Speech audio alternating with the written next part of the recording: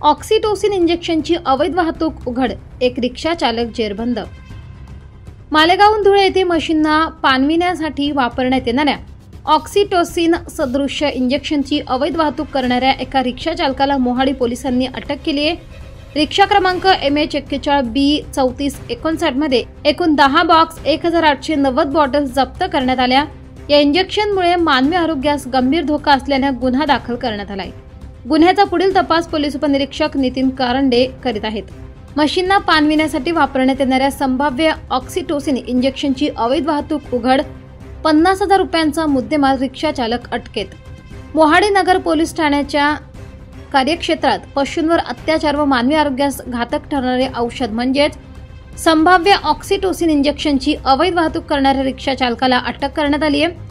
Police उपनिरीक्षक नितीन कारंडे व त्यांच्या पथकाला मिळालेल्या गुप्त माहितीच्या आधारे रिक्षा क्रमांक MH41B3459 या वाहनाला अवधान फाट्याजवळ सापळा रचून अडवण्यात आले। रिक्षा चालक अब्दुल सलाम निसार अहमद वय 56 वर्ष राहणार गुलशेर नगर मालेगाव याला ताब्यात घेण्यात आले। रिक्षात 10 बॉक्स प्रत्येकी 189 बॉटल्स एकूण 1890 बॉटल्स प्रत्येकी 80 मिली आढळून आल्या।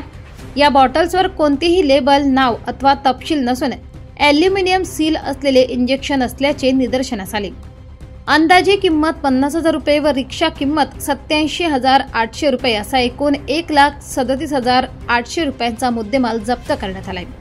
हे इंजेक्शन मानवी आरोग्यास अतिशय घातक असून त्यामुळे स्त्रियांना वंध्यत्व, अनैसर्गिक गर्भपात, लहान बालकांना कॅन्सर, पोटाचे आजार, कावीळ व त्वचेचे गंभीर रोग होऊ शकतात।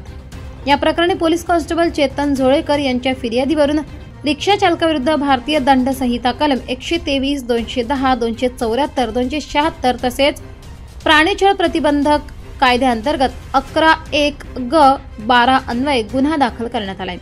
ही कारवाई पोलीस अधीक्षक श्रीकांत धिवरे, अप्पर पोलीस अधीक्षक अजय देवरे, उपविभागीय पोलीस अंमलदार राजकुमार उपासे यांच्या मार्गदर्शनाखाली पोलीस निरीक्षक शिल्पा पाटील, पोलीस उपनिरीक्षक नितीन कारंडे, पोलीस उपनिरीक्षक Mohan Patil, police constable Chetan Zolekar, police constable Pankaj Chavan, Jitendra Saindane, Ramesh Shinde, Mangal Pawar यांच्या पथकाने केली।